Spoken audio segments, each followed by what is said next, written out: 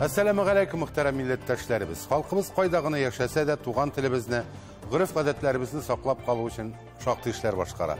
Alar bilen biz sizin de tanıştırıp turabız. Siz Tatarlar tapşırın qarıysız bugünkü çıkarılışta. Şahıslar sahifesinde Hoca Badıgı'nı iske alırız. Hoca Badıgı, o bizim halkımız aldığında üzerinin hizmetleri bilen, duyulsun için aşılı bir şekilde valim. Yanarış gazetesine 31 yıl. Men Yanarış'ın indi 1991 yıldan en birinci numaralarından biri olam. Yanarışsız turup bunu tanıştı, biz onu kütüp alabız, otuna sayın. Kirov ülkesi iski Pinegar avulu turmuşu. Mine avlumuzda kileşekten evlendik göresiz. Avlumuzda kileşekte şuşay gürlep yaşasın avul. Yeşlerimiz gitmesin, iş ürünleri bulup dursun, illerimiz tanış bulsun. Kamal Teatrı Ufa'da gastrolde. Biz kütüp alabız, alarının spektakellerini nık yaratabız, hürmet edebіз. Şu kadar indir. Kozan'a biz de barağa tırışabız, Kozan'ı nık yaratabız.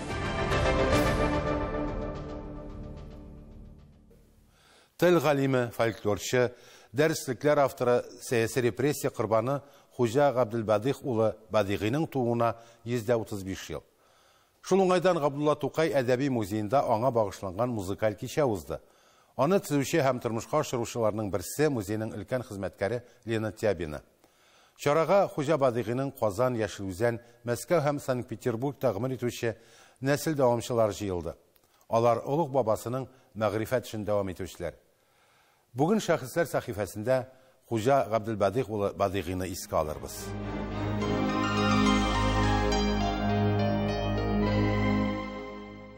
Tuqay meni xalq adabiyoti jiyib qaytganimni oldin eshitgan bo'lsa kerak, menga to'p-to'g'ri qarab, xalq adabiyotini jiyuvchi kishi senmini yo'q. Nihal ishlapa to'laman. Alla ishlapani tuban teshib qopshiq tiktirma deydi. Ali qopshiq tugul. Ishlapaning o'zida to'tirib bo'lmaydi. Yengil ish tugul ekan u deydim. Zo'r ishni boshlab jibergansan, endi shu yo'limda davom et deb gazetani qarag'am kelish g'oydigina kengashlarda berib bildirdi. To'qay bilan birinchi uchrashuv tanishuv mana shulay bo'ldi. Hoca Badıgı'nın To'qay turunda isteliklerinin birisi mana shulay tasvirlana. Ulug' adibimiz ko'pgina g'olimlarimiz uchun moyaq bo'lib turgan. Hoca Badıgı deganda albatta bizga u eng birinchi shiratda To'qay leksiyasini tinglagan shaxs bo'laraq esga tushadi. Hem elbette indi til galime hem bizning halkımızga büyük folklor materiallar toplap kaldırgan ılık şahıs. Hoca Badıgı 1887 yılına Qozan gubernisi Mamadish iyezi Yuqori Birsut avulunda Mulla oilesinde dünyaya kele. Muhammediye medresesinde bilim ala, türlüden türlü folklor ekspedisiyalarını uyuştura. 1917 yıldan soň NKP Gilmi kollegiyasi sekretari vazifasını ala. Tatar pedagogiya texnikumunda hem Qozan maktablarında okuta. Akademiyada işli. 1926-30 yıllarda SSSR Fenler Akademiyasının Leningrad Künçuruşnu Ürenü İnstitutunda bilimin kütere. Hem onu Elgi İnstitutuna devamlagaç, şu institutta aspiranturda kaldırarlar. Samailoviç yetekçiliginde Elgi İnstitutта aspiranturunu tamamlayıp kandidatlık dissertasiyası yaptı. Hem şundan soň onu Qozan Devlet Pedagogiya İnstitutuna işe jiberdiler. Hem o uzun ömrünün soňgy gününe kadar Elgi İnstitutda okutuşçuluk etdi. Okutu işi bilen şugullangaç esbaplar da çıgara başlay. Tatar balalarına Rus kitaplarını tercüme ete, Rus balalarına Tatar tilin öğrenүү üçün alifba tüzüde qatnaşa. Onların o vakittagi derslikleri şu kadar aktual bulan. Mesela Muhittin Qo'zalg'aliyev bilan bostırıp çıkargan Tatar elifbası 5 tapır переиздание deb aytamiz. 5 tapır bosılar hem 55 tapır bosılgan elifbanın tirajı 9500 dana bulan. Badıgı'nın xalq avuz ijatın jiyu boyunca işi ayrım ihtibarga layık. Ул татар халкының тарихын һәм мәдәнияትን өйрәнгән венгр галиме Юлий Виссаруш җитәкчелегендәге экспедицияләрдә дә катнаша. Hoca Badıgı татар фольклористикасын беренчеләрдән булып төрле жанрларга бүлә. Hujaba edebi tarafından en birinçilerden bulup, beyitler janrı ayrım bir kitap olarak formulaştırılıp, sistemaga salınıp bastırıp çıkarılan. Şimdi kızganış Kazanda çıkan pajar neticesinde yurtta çıkıp, anın indi hurafatlarga, hikayetlerge, hikayelerge, hem lügatlerge bağışlangan hizmetleri dünya görünüp kalan. Әлеге материаллар, алар инде шул шурны анализлау өчен зур чыганак булыр иде. Сакланып, әлегә чаклы басылмыйча калган эшләре хәзер Татарстан Фәннәр Академиясендә бар. Аларның күбесен төрле елларда китап итеп тә бастырып чыгарганнар. Бадыгының фәнни мирасын саклау һәм эшен дәвам итүче нәсел дәвамчылары да шактый. Шуларның берсе мәгариф ветераны Луиза ханым. Аның әти-әнисе дә мөгаллимнәр, әнисе тарихчы булган. Минем дәвәтим вафат. Дәвәти хуҗабының старший. Один из старших братьев. Их было много. Даже Газиз, прадедушка, 11-й ребенок в семье. Худжабы 8-й ребенок в семье. Пока не приехал сюда, не очень много знал. Я знал, что дедушка был ученым, я знал, что дедушка преподавал, я знал, что он был посажен, что он потом был освобожден усилиями и бабушки, и людей, верных ему в его деле, которым он занимался, которые встали на его защиту. Бу урында Антон әфәнде сөйләгән әйберләргә ачыклык кертик. 1938 елның 11 майында Хуҗа Бадыгыйны кулга алалар. Идел Урал контрреволюцион оешмасында катнашуында гаепләп 10 елга төрмәгә утырталар. Хезмәттәшләре Фазлуллин һәм Корбангалиев ярдәме белән ул аклана һәм 1940 елны азат ителә. Ләкин шул ук елның 17 ноябрендә аның гомере өзелә. Я 2 года назад приезжал в Казань и пытался что-то найти, какие-то концы, и мне ничего не удалось найти. Все это не так просто, как кажется.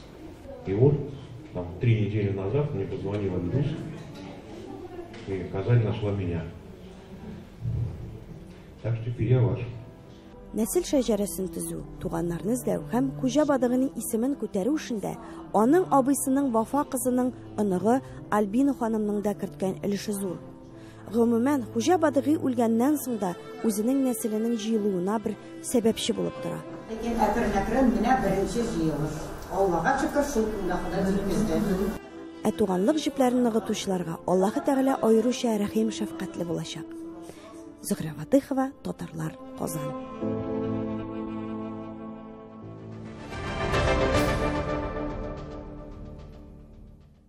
Дәвам итәбез. Удмуртияда чыгып килүче Яңарыш газетасына 31 ел. 3 дистә ел милли басма күрше республикада яшәүче милләттәшләребезне берләштерә, тел, гырыф-гадәтләр сагында тора. Заманына күрә тиражы да зур. Газетаны 4000 кеше укый.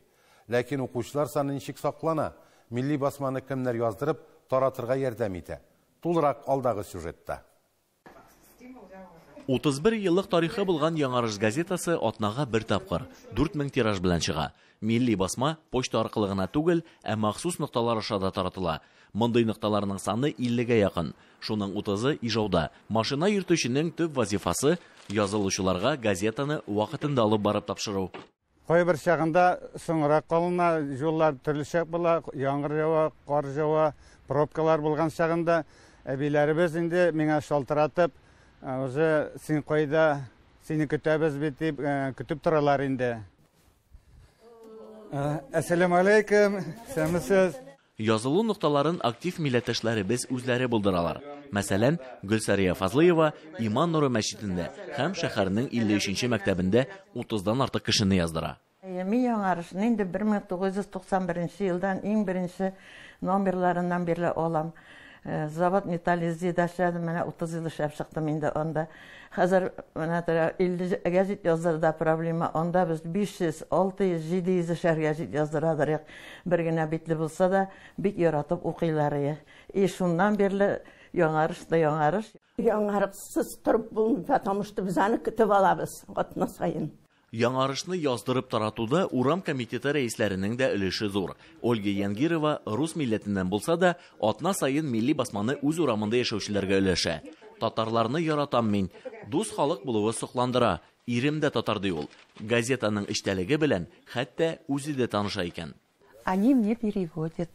Вот, соседкой, соседи переводят, я попрошу. Дальше. Ну, куда вот идешь, скажу, ну, переведите, вот так написано. Они раз прочли, мне расскажут, когда при раздаче газеты.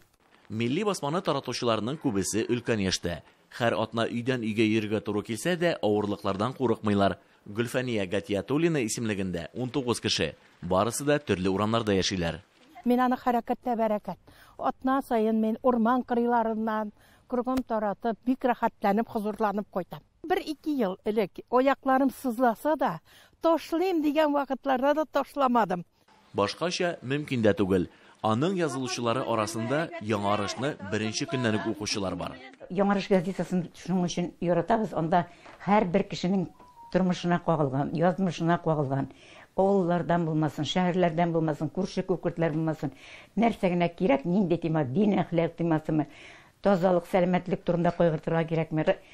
Җиләк-җимеш вакытлары җиткәч, нинди рецептлар кирәк, нәрсә ясыйсы килә. Яз көз булса, ничек агачларны карарга.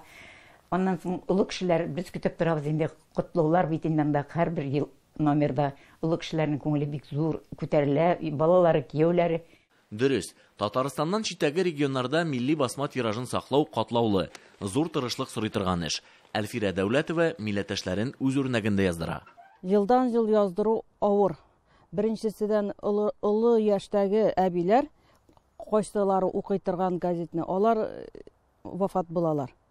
Шуңа күрә алар урынына кеше табарга кыен.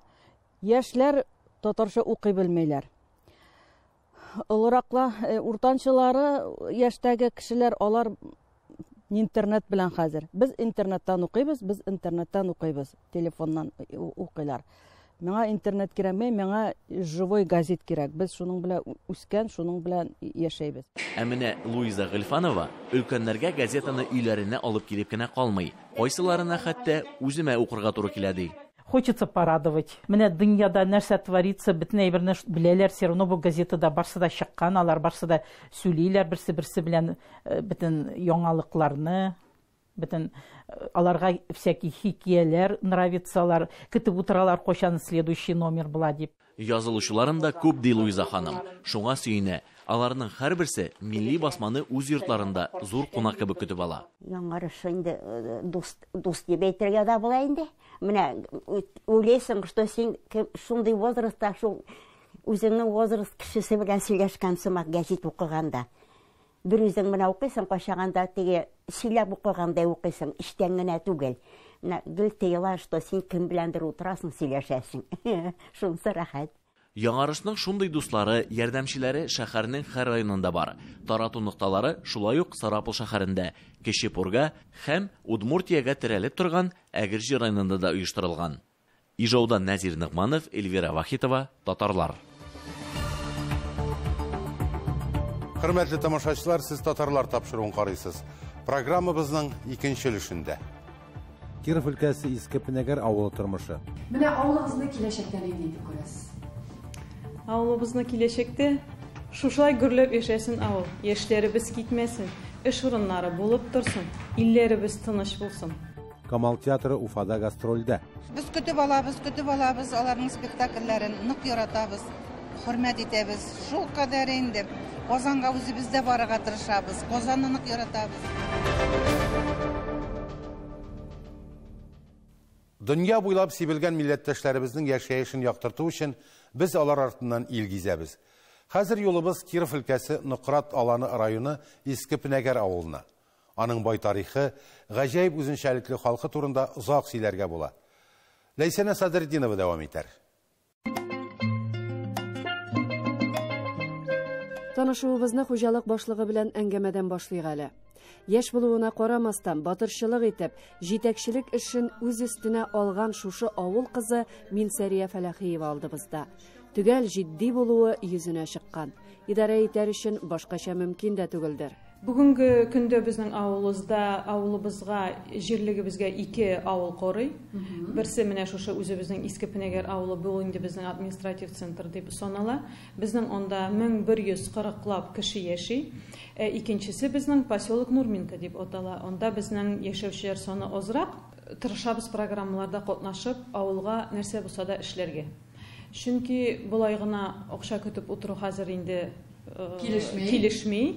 Шуңа күрә безнең өлкәбездә программа поддержки местных инициатив дигән программа бара инде күптән. Без инде бу программада 15 елдан катнаша башладык. Бүтән шартларда булдырылган авылда яшьләр китми. Яшьләр китә дип әйтмәс идем. Аллаһка шөкер барысы да бар. Балалар бакчасы бар, мәктәп бар, тагын инде нәрсә кирәк. Шулай бит, эш урынына инде безнең Күпмара бик якын. Җәүдәгән чыгып китәргә була. Дөрес авылда эш урыннары күп дип булмый.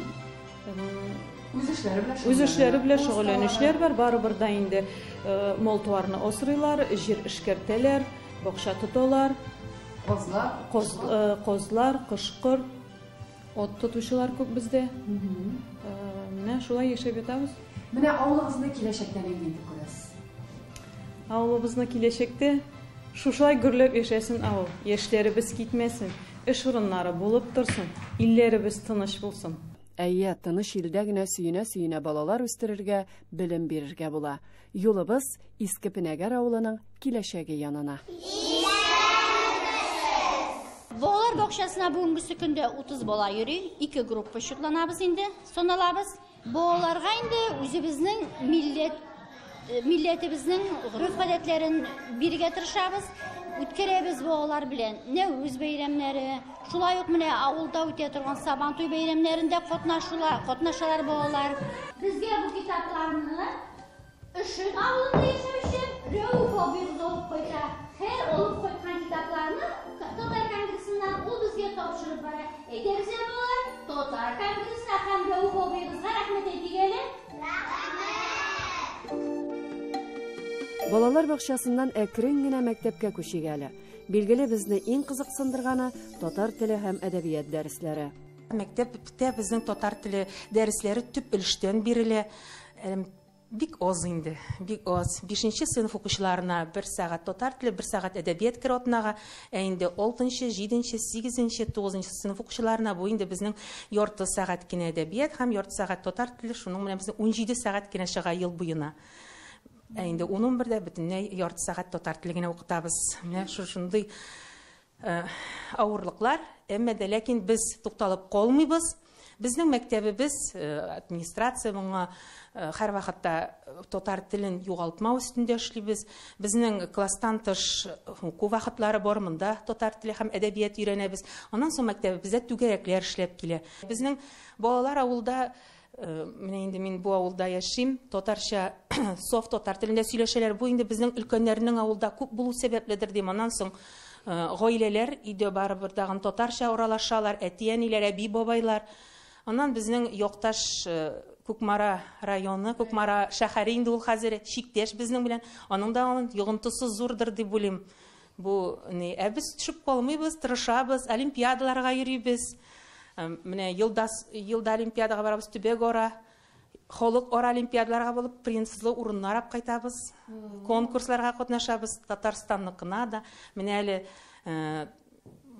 Бүтән дөнья татар конгрессы уздыра торган шәҗәрә конкурсында ел саен катнашабыз. Буага хәтлек барып җиттек, балалар гел урыннар, 1нче дәрәҗәле урыннар белән кайтабыз. Сөенеп, авылны сөендерәбез, балаларны үзләре сөенәләр. Яратабыз, тырышабыз. Тынбыга кунакка бардык. Тамчы шоу конкурсында катнаштык. Инде шон татар авылыннан булган Дөбья авылы укучылары белән, мәктәп укучылары белән ярыштылар. Безнекеләр ярышны итмәделәр, биршмәделәр, урынның 1нчесен алып кайттык. Менә шулай тырышабыз, әйе. Әйе, шундый тырыш һөнәрен яратып, аңа тугры булган милләттәшләребез белән горурланасы гына кала. Ләйсән Асадретдинова, татарлар, Иске Пенегер авылы, Киров өлкәсе.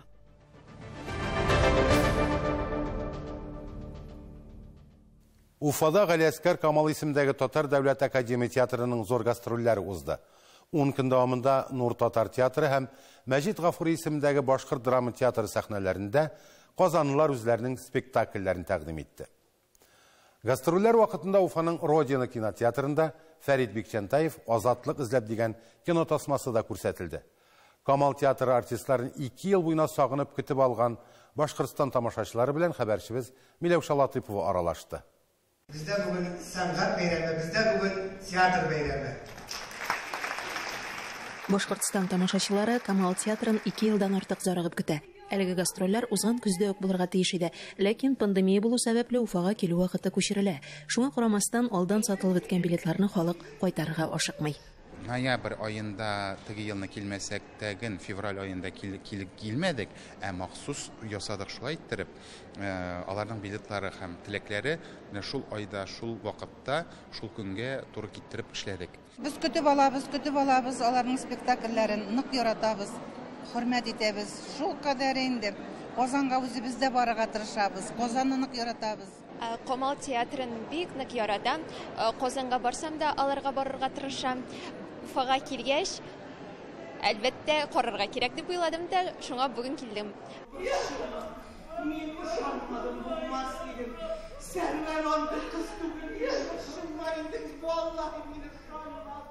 Гастрольләр Уфа Нур Татар дәүләт театрында Сүнгән йолдызлар драмасы белән ачылды.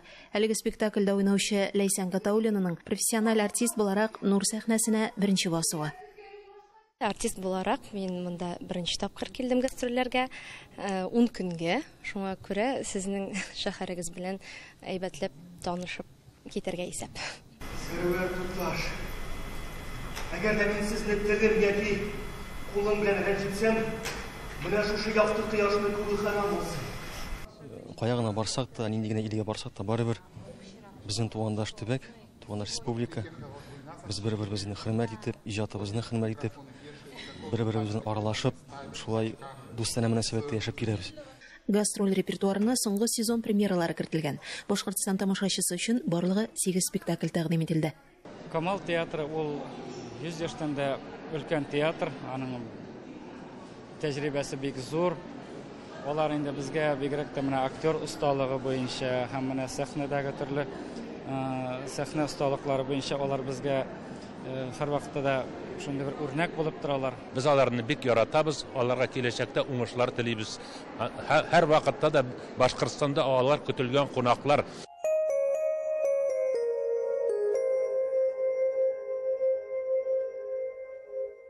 Гастроль кысаларында Уфаның Родина кинотеатрында Андрей Кияницаның Фәрит Бикчәнтаев «Азатлык эзләп» кинотасмасы күрсәтелде.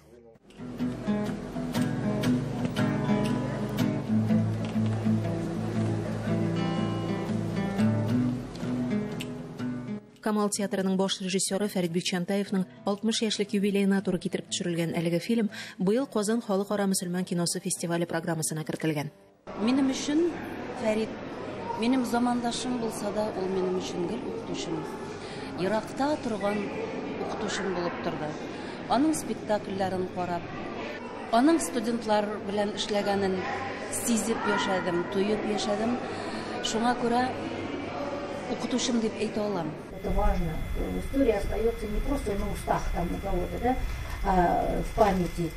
Кинотеатрда шулай ук режиссер Фәрит Бикчәнтаев китабы презентациясе оештырылды. Башкортстанның Уфа шәһәреннән Миләүшә Латыйпова, Татарлар. Бүгенгә менә шулар мөхтәрәм милләттәшләребез. Татарлар тапшыру һәр вакыт сезнең белән элемтәдә. Бер генә хат һәм шалтыратуда игътибарсыз калмый. Элемтә өчен адресыбыз экранда. Хәбәрләшеп яшик. Сау булыгыз.